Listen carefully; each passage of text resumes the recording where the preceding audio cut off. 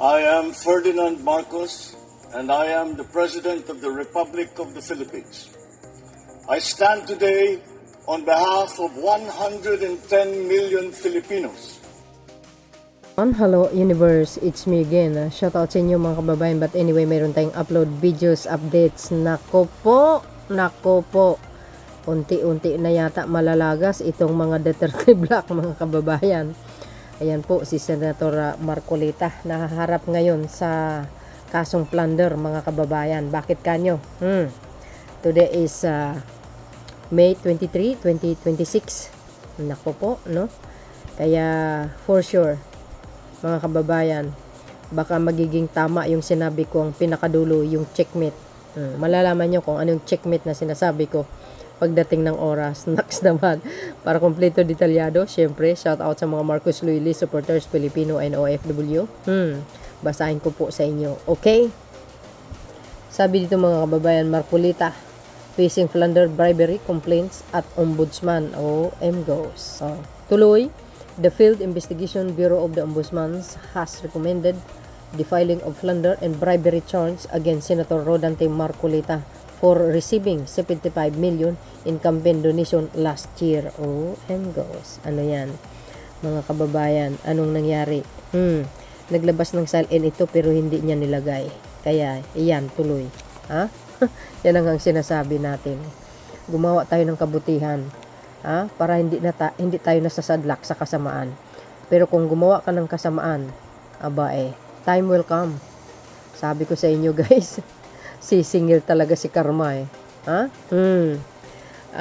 Noong una, gusto ko ito si Senator Marcolita. Medyo magaling ang dating.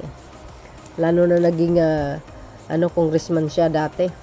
Pero nung kalaunan, ganito ang ugali na pinakita niya. Wala hindi na ako sumusuporta sa kanya sa totoo lang. Kasi gusto ko rin naman ang style niya. Magaling naman siya, kaso lang nung umanib siya sa mga Duterte, wala na. Sira ang reputasyon mo pag umanib ka dyan sa pamilya na yan, sa totoo lang.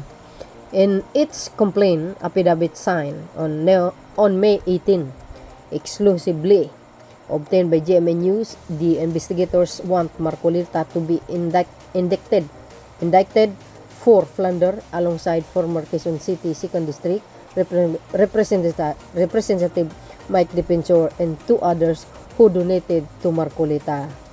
Now, alam na this. Di ba guys? Alam na this. Mike Defensor, isa rin yan. Ayan na. Sinasabi nga natin ang karma hindi natutulog. Laging nakabantay yan Kasi ang karma, pag gumawa ka ng kabutihan at kabutihan sa kapwa, lalayo sa iyo si karma. Pero pag gumawa ka ng kasamaan, for sure ang karma. Nakabantay po yan. At magta-timing yan sa tamang oras bago niya ibubunyag lahat. See? Campaign, 75 million campaign donation niya. Plus, yung napabalita sa kanya mga kababayan, yung 500 million. Oh my gosh. Ito na lang guys ang pag-usapan natin. Ang basahin ko, okay? Tuloy. Sabi dito, the undersigned investigators respectfully pray that the following respondents, Rodante Dizon Marcolita, Dizon pala yan. Ano kaya ni Secretary Dizon yan? Marcolita and private individuals, Michael Tan, Defensor, Joseph Barrias, Espiritu and Aristol, Baluyot Biray by B indicted for plunder as a defined and finalized under Republic Act number 7080 and the 4 violation of Presidential Decree number 46. The complaint affidavits read OM goes. Ayan ang sinasabi natin The investigation likewise want to indict Marcolita for indirect pala. Sabi dito guys, the investigation likewise want to indict Marcolita for indirect bribery. OM goes. Sabi po news online. Ayan ang sinasabi natin guys Kayo mga kababayan, ano po ang masasabi nyo dito kay Senator Marcolita? Nako, unti-unti sila guys nalalagas. My gosh, kung lahat ito ay suspendido, sigurado ang checkmate maaring mangyayari. Ma-convict talaga. Wala nang boto na makukuha sa final conviction ng impeachment trial kay Sara. Pag itong mga senador na ito na Duterte Black at ma-suspended lahat sila. Checkmate guys Breaking news exclusive. Senator Rodante Marcolita is facing plunder and indirect bribery complaints at the ombudsman for 75 million campaign donation. Ang dami yun sobrang dami yan guys Ano naman kaya ang palusot ni Mr. Piloco? Senator Piloca pala. Breaking news, Senator Rodante Marcolita facing plunder, bribery complaints at the ombudsman. Sabi po ng mga nagko-comment. Deserve another one. Don, who's next? Galit na galit yung mga DDS. Sabi po ni Mr. Humba, iniisa-isa daw yung mga senador ng Duterte Black. Wala kang magagawa Nagkasala sila, natural. Ano yun? Gusto mo favor? Ito talaga si Harry Humba. You can spell Malita without Marco. Ay naloka, Kes. Marcobita, you're getting the dose of your own medicine. Mirror on the wall. Who's the cleanest of them all? Ano pa? Tama nga naman, di ba? Chairperson of Committee on Justice and Human Rights. Yearn. Saan banda? Patay tayo dito guys If they cannot get them, the plan B, file case them. SB nga nila. Let him dance to the music he'd play. Yeah. Like father, like son, and Discarte, and same feather flocking together, and same hair flocking the Piloca.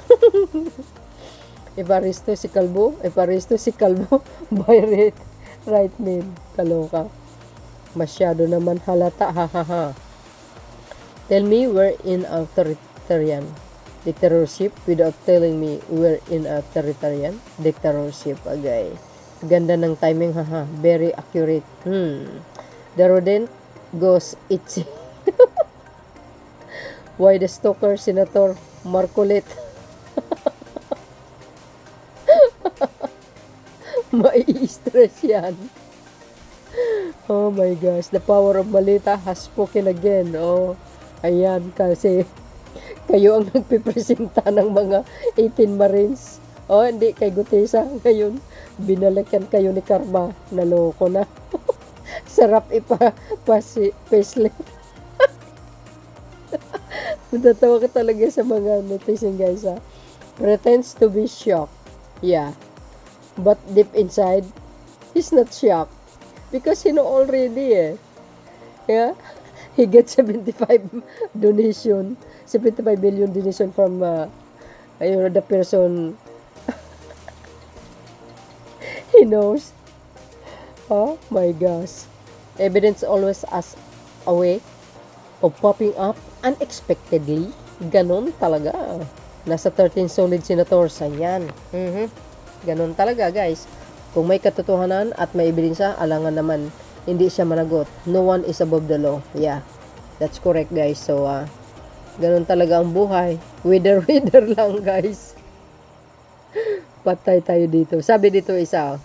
Ayan sabi ko lang. Ayan guys naharap si Senator Rodante Marcolita sa kasong plunder at indirect bribery complaints sa ombudsman kaugnay sa 75 million campaign donation noong 2025 election. Ayan. Guys ayan So yun mga kababayan, anong kapalagayan nyo? Well, ang kapalagayan ko, isa-isa na silang nalalagas mga kababayan. Ganon talagang buhay, wither.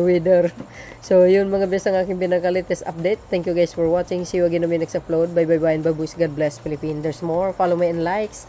Hit the button bell para lagi kayong update sa aking mga upload videos. Bye everyone.